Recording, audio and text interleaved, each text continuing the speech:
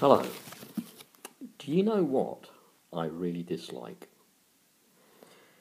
Might not surprise you, but I really dislike people quoting this book at length saying that being gay is a sin.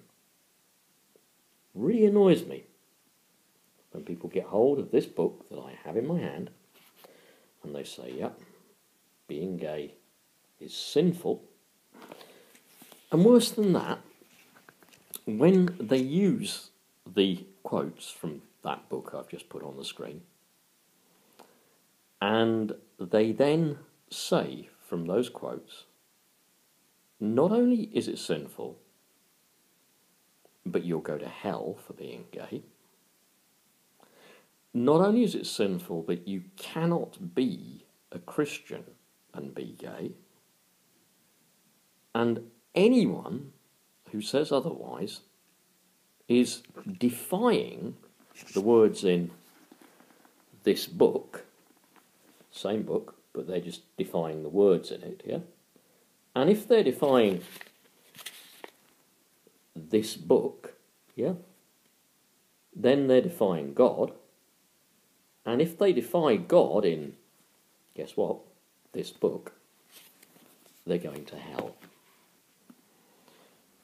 I think that's ridiculous. I've read a lot of that book. I still do. I've read the passages in, we'll take Leviticus, the Old Testament in that book. We'll take all the laws about being gay or homosexual and being stoned to death. But the people who interpret that book literally really should take that to heart.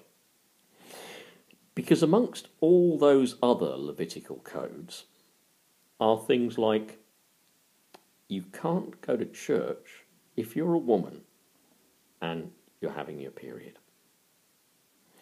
You can't wear mixed fibre clothing.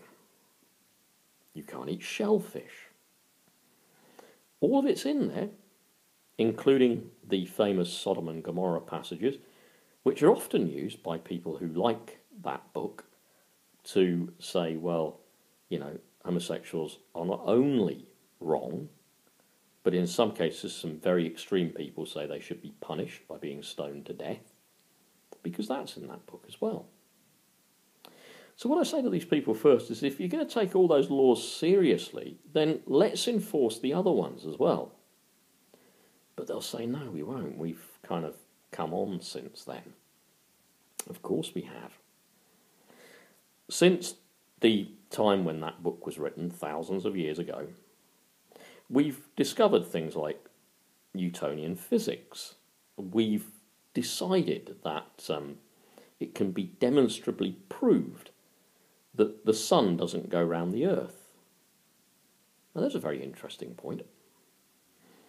When they condemned Galileo as a heretic, they used passages from that book to say that there is a moment when the sun stops in the sky, which indicates that the sun must be going round the earth. Otherwise we wouldn't see it stop.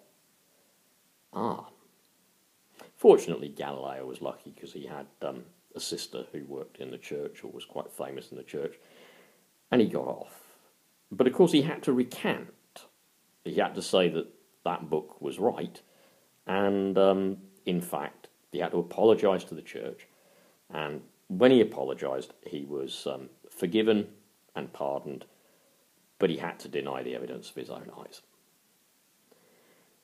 Sad thing, that book, when it's used against the law of love. The law of love is the primary law.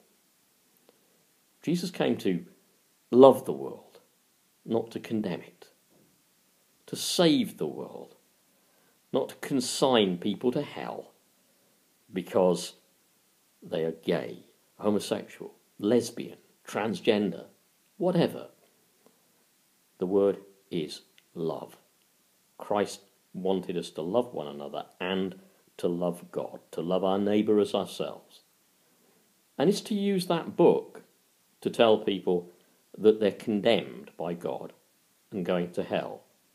Loving our neighbour as ourselves, is it honouring God? I could go on for ages about this, and I'm really going to try my best to keep it to under 7 minutes, so just bear with me 1 second. Another famous passage that is constantly used is Paul writing to the Romans. In Romans, Paul seems to give this impression that for men to go with other men sexually, not so much for women to go with other women, is against nature and against God. No one ever thinks to interpret that passage differently.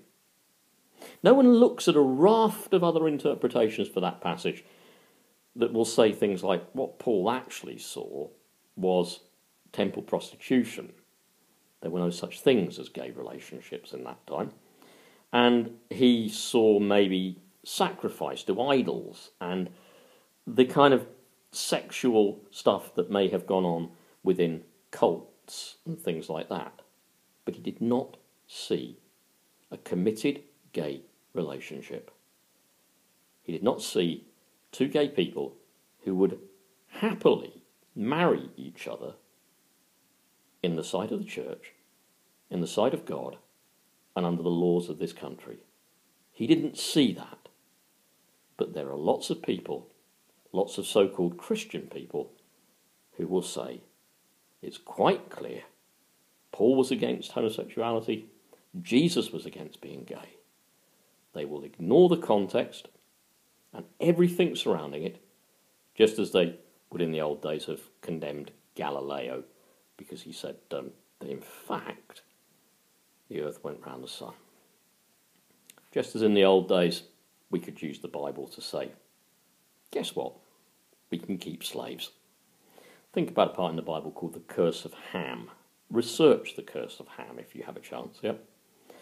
And remember that the greatest slave owner in the country, in the days, in the world virtually, before William Wilberforce, was the Church of England.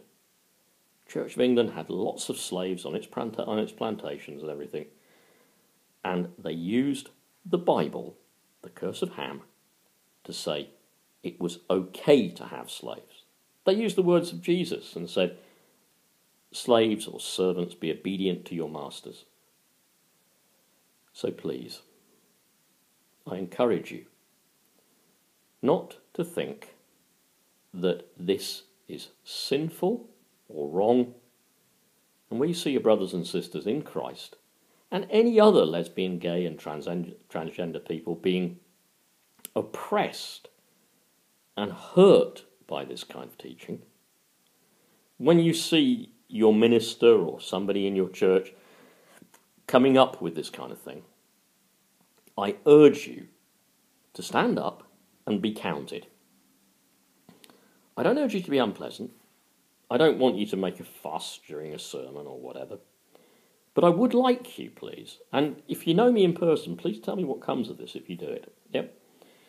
I'd like you to go and have a word with the guy afterwards, or the woman for that matter, and say, actually, I don't agree with you about that. I think you're applying the Bible to persecute people, and say, I think that goes against the primary law, which is the law of love.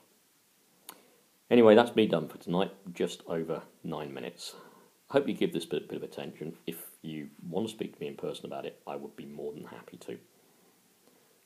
Thanks for your attention, and good night.